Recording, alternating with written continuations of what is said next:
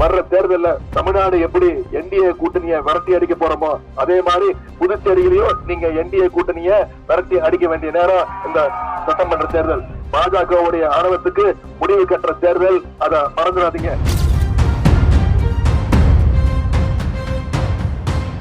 எனக்கு அவர் கூடவே இருக்கணும் போல இருக்கு. நீ இப்படியே அவர் கூடயே இருக்க முடியும்? நம்முடைய புதுச்சேரி எப்போதுமே வெறுப்பு அரசியலுக்கு இடம் கொடுக்க மாட்டோம். நம்முடைய புதுச்சேரி மண் அன்பான மண். அப்படிப்பட்ட புதுச்சேரியில இன்னைக்கு எப்படியாவது பாசிச பாஜக சக்திகளோட ஊடுருவல் இந்த புதுச்சேரியில இப்ப அதிகமாயிடுச்சு. பாஜகவுடைய மக்கள் விரோத திட்டங்கள் எல்லாம் சோதிச்சு பாக்குற இடமா இன்னைக்கு புதுச்சேரிய பாஜக மாத்திக்கிட்டு இருக்கு. பாஜகவுடைய கொள்கை, புதிய கல்வியல் கொள்கையை இன்னைக்கு புதுச்சேரியில அமல்படுத்திட்டாங்க. புதிய கொள்கைகள் மூலமாக இன்னைக்கு குலக்கல்வி திட்டத்தை மீண்டும் பாஜகக்குள்ள அமல்படுத்திட்டாங்க. நம்முடைய வருங்கால இளம் தலைமுறையுடைய எதிர்காலத்தை கெடுக்கிற திட்டங்கள்லாம் இன்னைக்கு ஒவ்வொன்றா புதுச்சேரியில நிறைவேற்றிட்டு வராங்க. ஆனா பாஜகவுடைய எந்த சதி திட்டங்களையும் தமிழ்நாட்டுல நுழைய விடாம தடுக்கிறது நம்முடைய முதலமைச்சர், நம்முடைய கழக தலைவர், நம்முடைய தலைவர் அவர்கள். இந்த முறை நாம நிரூபிச்சு காட்டணும், புதுச்சேரி மண் சுயமரியாதையோடு இருக்கக்கூடிய மண் அப்படிங்கறத இந்த தேர்தல்ல நீங்க நிரூபிச்சு காட்டுங்க. மாநில அரசும் ஒன்றிய அரசும் ஒன்னா இருந்தா, ஒரே கூட்டணியா இருந்தா வளர்ச்சி அதிகமா இருக்கும்னு மோடி சொல்றாரு. இன்னொன்னு என்ன சொல்றாரு? டபுள் இன்ஜின் சர்க்கார் அப்படின்னு சொல்றாரு. டபுள் இன்ஜின் சர்க்கார்னால இன்னைக்கு புதுச்சேரியில ஏதாவது வளர்ச்சி திட்டம் வந்திருக்கா?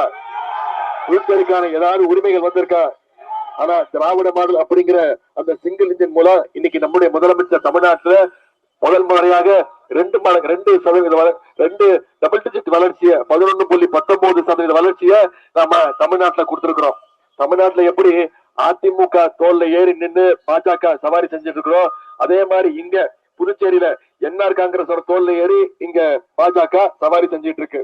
உண்மையிலே புதுச்சேரி மக்கள் மேல ஒன்றிய அரசுக்கு உண்மையிலே அக்கறை இருந்துதான் புதுச்சேரி மக்களுக்கான இந்த மாநில மக்களுடைய ரொம்ப நாள் கோரிக்கை, நீண்ட வருட கோரிக்கை, மாநில அந்தஸ்து கொடுத்தாங்களா?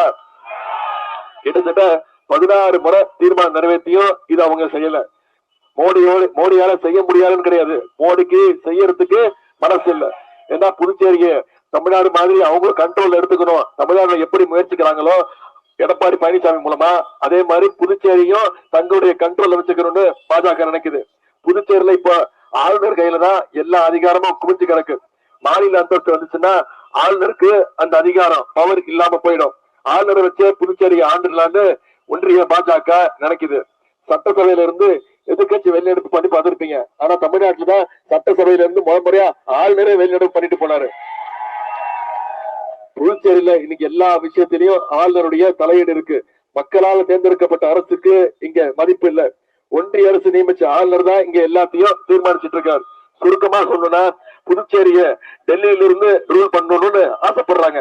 இந்த நிலைமையை மாற்றணும்னா நீங்க அனைவரும் ஆதரிக்க வேண்டிய கூட்டணி திமுக, காங்கிரஸ், விடுதலை சிறுத்தைகள் கூட்டணி. அதே மாதிரி இங்க இருக்கக்கூடிய புதுச்சேரி பல்கலைக்கழகத்துல இந்த மாநில மாணவர்களுக்கு 25% இடஒதுக்கீடு கேட்டுட்டு இருக்கோம். அதையும் தர்றதுக்கு ஒன்றிய அரசு மறுக்குது. புதுச்சேரியில என்டிஏ கூட்டணி அரசு மேல எவ்வளவு ஊழல் குற்றச்சாட்டுகள் இருக்கு உங்களுக்கே தெரியும். பொதுப்பணித்துறை கான்ட்ராக்ட்ல ஊழல், மாணவர்களுக்கு லேப்டாப் திட்டம் வழங்கினதுல ஊழல், ஸ்மார்ட் சிட்டி கட்டுனத ஊழல், எல்லா துறைகளையும் இன்னைக்கு புதுச்சேரியில ஊழல் நிறைஞ்சிருக்கு.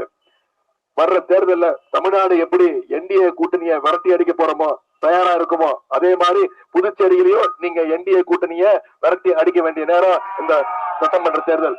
நாளை மறுநாள் தேர்தல், பாஜகவுடைய ஆணவத்துக்கு முடிவு கட்டுற தேர்தல், அதை மறந்துடாதீங்க. எனக்கு அவர் கூடவே இருக்கணும் போல இருக்கு. நீ இப்படியே அவர் கூடயே இருக்க முடியும்?